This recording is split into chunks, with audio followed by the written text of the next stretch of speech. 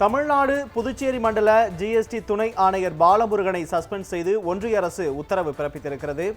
சேலம் விவசாயிகளுக்கு அமலாக்கத்துறை சம்மன் அனுப்பியதற்கு எதிர்ப்பு தெரிவித்து போராட்டம் நடத்தியிருந்தார் ஜிஎஸ்டி துணை ஆணையர் பாலமுருகன்.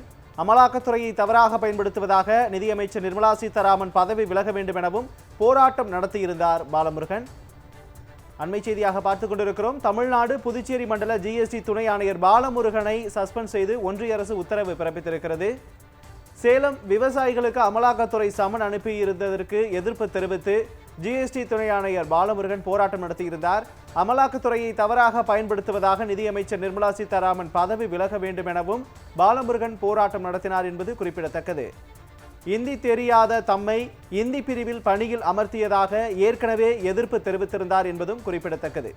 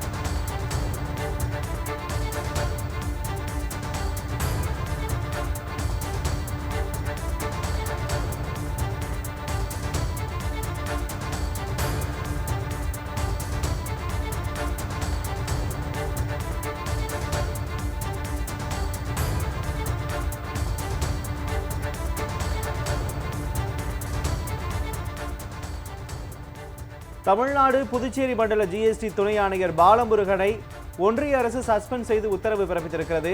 சேலம் விவசாயிகளுக்கு அமலாக்கத்துறை சம்மன் அனுப்பியதற்கு எதிர்ப்பு தெரிவித்து ஜிஎஸ்டி துணை ஆணையர் பாலமுருகன் ஏற்கனவே போராட்டம் நடத்தியிருந்தார்.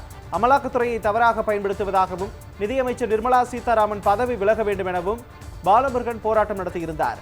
இந்தி தெரியாத தம்மை இந்தி பிரிவில் பணியில் அமர்த்தியதாக ஏற்கனவே எதிர்ப்பு தெரிவித்திருந்தார். அது மட்டுமல்லாமல் ராமர் கோவில் திறப்பு விழாவின் போது ஒன்றிய அரசு அறிவித்த விடுமுறையை புறக்கணித்து அலுவலகத்திற்கு சென்று பணியும் செய்திருக்கிறார் பாலமுருகன்.